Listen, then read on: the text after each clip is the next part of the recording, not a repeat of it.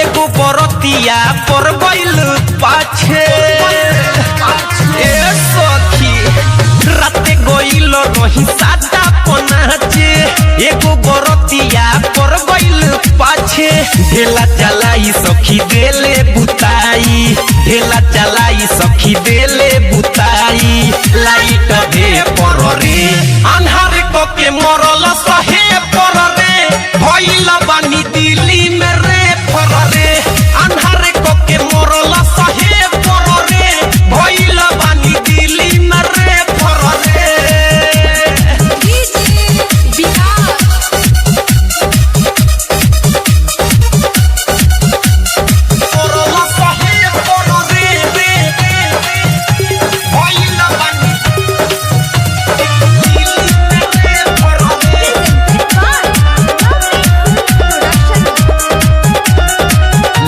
बच्ची खरे सवाद हमर देले बाली खके मोबाइल के नंबर सखी ले ले बच्ची खरे सवाद हमर देले बाली खके मोबाइल के नंबर चुअता टप टप ऊपर से पानी चुअता टप टप ऊपर से पानी मरले बाजे पर रे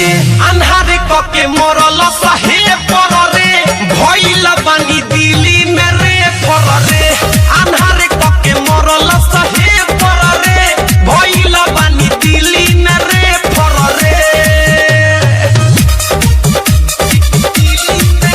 म्यूजिक बाय विकेश भोजपुरिया। आप सुन रहे हैं अमित पटेल की आवाज में। कब से हमारा के ताकत रहे रौटी के ओरिए से झाकत रहे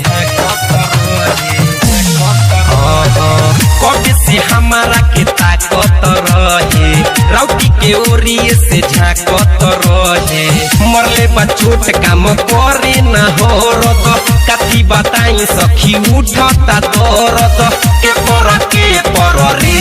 अन्हार के मरल सहे पर रे भइल बानी दिल्ली में रे पर रे बरतिया मरल सहे पर रे भइल बानी दिल्ली में रे पर रे राते गइल रही सादा पनाचे